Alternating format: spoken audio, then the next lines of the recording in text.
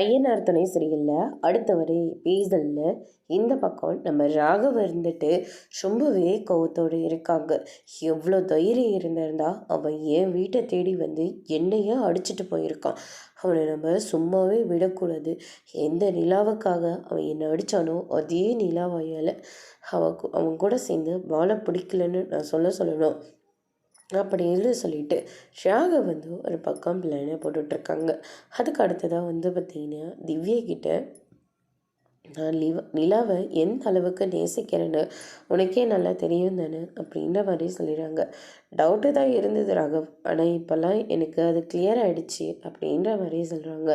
இங்கே பாரு திவ்யா, நான் நிலாவை கல்யாணம் பண்ணிக்கணும்னு ஆசைப்பட்றேன். ஆனால் உனக்கு ஒரு விஷயம் தெரியுமா? நிலாவுக்கு ஏற்கனவே கல்யாணம் ஆயிடுச்சான். என்ன ராகவ் சொல்கிறீங்க?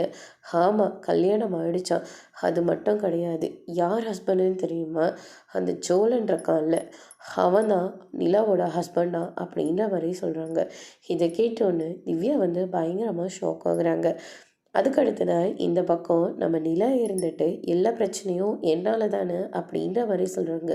நீ என்னப்பா பண்ணுவ அப்படின்னு சொல்லிட்டு கேட்கவும், இல்லை நான் தான் பாம்பை பார்த்து பயந்த உடனே என்ன வீட்டை மாற்றி ஆகணும்னு நான் தான் பிடிவாதமாக இருந்தேன்.